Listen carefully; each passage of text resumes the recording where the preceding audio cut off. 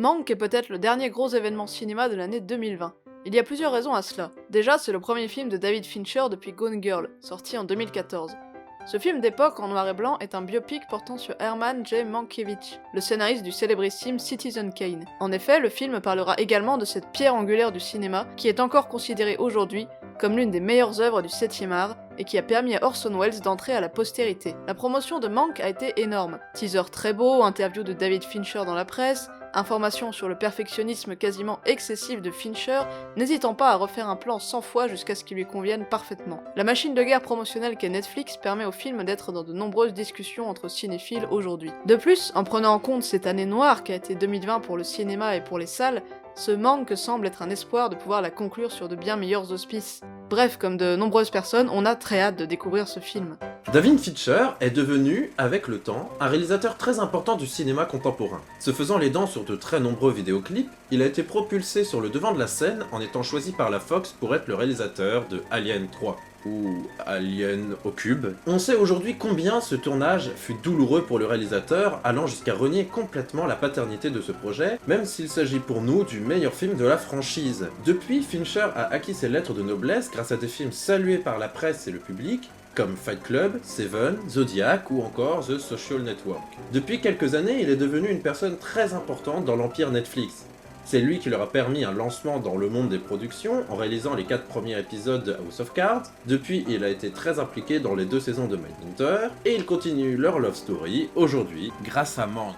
Nous l'avons déjà dit, Gone Girl a été son précédent film, et il a lui aussi été salué par le public et considéré par beaucoup comme un chef-d'œuvre. Pourtant, dans la hype de la sortie de Mank, on s'est rendu compte qu'à l'instant T, on avait un peu plus de réserve que la majorité des retours sur le film. Revenons donc un peu sur ce sujet pour nous demander si, au final, Gone Girl mérite vraiment toutes ses louanges. Attention, ça va spoiler sec. Gone Girl est adapté du roman Les Apparences de Gillian Flynn, qui signe également le scénario du film. Il raconte l'histoire de Nick Dunn et de son épouse Amy, couple en apparence heureux et bien sous tout rapport. Tout bascule lorsqu'Amy disparaît mystérieusement du jour au lendemain. Les médias se mettent alors à soupçonner Nick, qui se défend d'avoir assassiné sa femme, mais la réalité est bien plus tordue que la presse ne pourrait l'imaginer. La première chose à constater concernant le film, c'est qu'il s'agit d'un thriller d'une efficacité redoutable. Derrière la façade de couple parfait de Nick et Amy, difficile de deviner les retournements de situation auxquels on va avoir droit. Le long métrage entretient un suspense savamment dosé, nous faisant douter de l'innocence de Nick, avant de nous faire comprendre que tout ceci n'est qu'une machination particulièrement tordue d'Amy.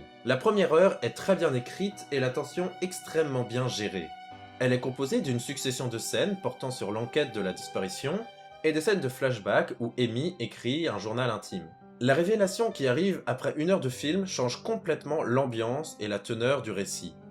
La mise en scène de Fincher est assez efficace pour nous manipuler complètement. La deuxième partie du récit est également super bien gérée.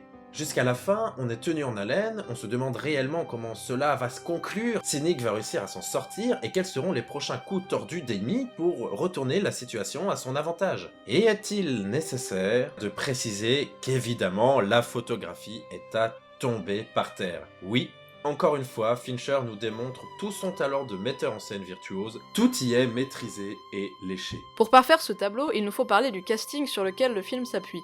Rosamund Pike est incroyable de justesse et de charisme. Elle porte une bonne partie du film sur ses épaules. Elle est tout aussi crédible en tant que victime coincée dans un mariage qui n'est pas heureux et effrayée par son mari violent qu'en psychopathe sanguinaire. On peut dire sans peine que cette actrice n'a pas aujourd'hui la carrière qu'elle mérite, et on aurait pu croire que ce film allait la propulser à la tête d'affiche de films prestigieux, ce qui n'est pour le moment pas vraiment le cas. Ben Affleck nous convainc un peu moins, et il fait ce que Ben Affleck sait faire. Il a un jeu donc plus fade et monolithique. Cependant, on peut remarquer que Fincher arrive à faire de ce jeu une force dans le récit. Il arrive à utiliser le jeu de son acteur pour nous influencer à plusieurs moments du récit et à utiliser cette fadeur qui ressort du personnage de Nick pour nourrir le propos de son œuvre. Car oui, au-delà d'être un thriller efficace et réussi, Gone Girl a également marqué les esprits par ses propos et ses critiques fortes. Et c'est là qu'on est un peu plus mitigé. Adapté donc d'un roman nommé Les Apparences, on comprend très rapidement que ce film critique, eh bien, les apparences. Le film nous montre un mariage qui semble idyllique. Ils sont beaux, ils sont jeunes, ils sont riches. Amy est même une célébrité puisqu'elle est The Amazing Amy, une petite fille héroïne d'une saga littéraire pour enfants que son père a imaginée en s'inspirant de sa fille. Pourtant, très rapidement, le film nous montre que les apparences sont trompeuses.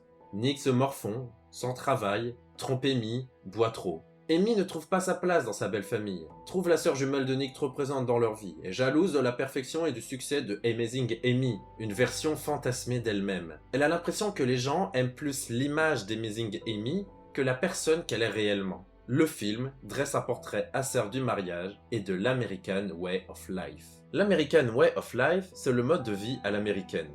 Oui, ces valeurs exportées dans le monde entier grâce à des œuvres qu'on connaît tous et toutes. L'American Way of Life semble expliquer que le bonheur se trouve dans une forme de consumérisme décomplexé. Plus tu consommes, plus tu es riche et plus tu es heureux. Le bonheur se trouve alors dans l'image que tu renvoies chez les autres. L'American Way of Life, ce paradis des libéraux et des capitalistes, n'est qu'un bonheur de façade. Derrière cette vitrine bien polie se trouvent des gens tristes et qui ont perdu le sens de leur propre vie.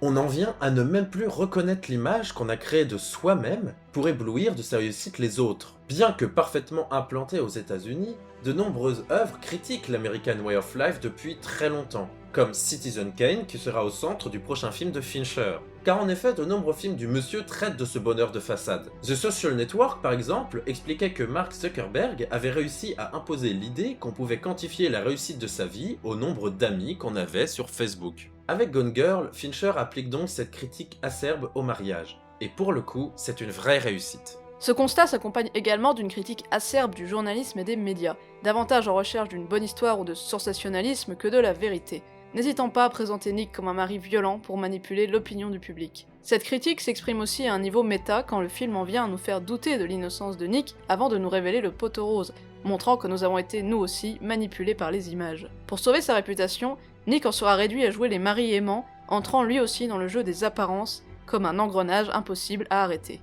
Cette critique, si elle est pertinente, a cependant un effet pervers, dans le sens où, en nous incitant à douter de la version des médias, elle nous présente également le personnage principal comme manipulatrice et menteuse, un stéréotype trop répandu dans nos sociétés qui pousse bien souvent à remettre en question les violences faites aux femmes. Amy n'hésite pas à aller très loin pour accuser les hommes de sa vie de violences physiques et sexuelles, violences qui sont inventées de toutes pièces. Jamais dans le film, Amy n'aura à s'inquiéter de réelles violences de la part de ses partenaires. Cet aspect du film peut sembler discutable, voire carrément sexiste quand on pense que la plupart des accusations de viol dans la réalité sont laissées sans suite et que la parole des victimes est bien trop souvent remise en question. À la sortie du film, un article de The Guardian a ainsi soulevé que le film offrait une collection de clichés sur le viol, le mettant en confrontation avec un article scientifique de 2013 montrant que les fausses accusations de viol sont des cas marginaux. La thèse présentée par le film est que la presse et le public prendraient systématiquement la défense des femmes, constamment placées en victimes face à des hommes diabolisés, ce qui ne reflète pas forcément la réalité. Nick est ainsi montré comme la réelle victime face à sa femme bien sûr,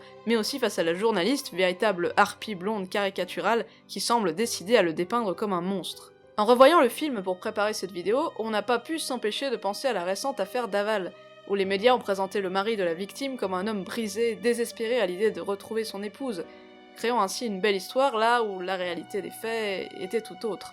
La différence entre cette affaire bien réelle et le film est que dans le cas de Jonathan Daval, comme dans la majorité des cas malheureusement, c'est bien l'épouse qui était victime de violence et non l'inverse. Un film n'a certes pas vocation à refléter à 100% la réalité, mais dans le cas d'un film portant un message fort comme celui-ci, on peut légitimement s'interroger sur sa pertinence. La scénariste et autrice du roman s'est défendue de ces accusations de misogynie. Elle avoue avoir eu des doutes en créant un personnage féminin aussi négatif, mais justifie ses choix en expliquant que la littérature regorge de personnages masculins malfaisants et que ceux-ci sont appelés des anti-héros. Elle ne voit donc pas pourquoi on ne pourrait pas dépeindre un personnage féminin en véritable psychopathe. Ce point de vue se défend parfaitement, et il est peut-être intéressant d'en débattre avant de décréter que Gone Girl est un film misogyne. Si on devait donner notre point de vue personnel, on dirait que nous comprenons les intentions de l'autrice, mais que celles-ci sont assez maladroites. Dans le cas d'un anti-héros comme Dexter ou Walter White par exemple, on parle de personnages malfaisants mais charismatiques, dont les actions répugnent autant qu'elles fascinent. Amy, au contraire, n'est jamais présentée comme étant en position de puissance. Sa seule arme face aux hommes est le mensonge et la manipulation, ce qui la rend au final plus pathétique que fascinante. Après sa disparition, elle sera vite rattrapée par la réalité et retombera rapidement dans sa position de victime. Ce personnage est sans doute le véritable raté de ce film, qui ne reste pas moins un thriller très réussi, mais au message maladroit. Et vous, qu'avez-vous pensé de Gone Girl, et est-ce que vous avez hâte de découvrir Mank? Nous, c'est le cas. On espère le retrouver dans notre top des films de 2020, parce que oui, malgré cette année bizarre, on compte bien faire un bilan ciné. Si vous voulez notre avis sur Manque, n'hésitez pas à nous rejoindre sur les réseaux sociaux, on ne manquera pas de donner un avis à chaud. A très bientôt sur l'Instant T.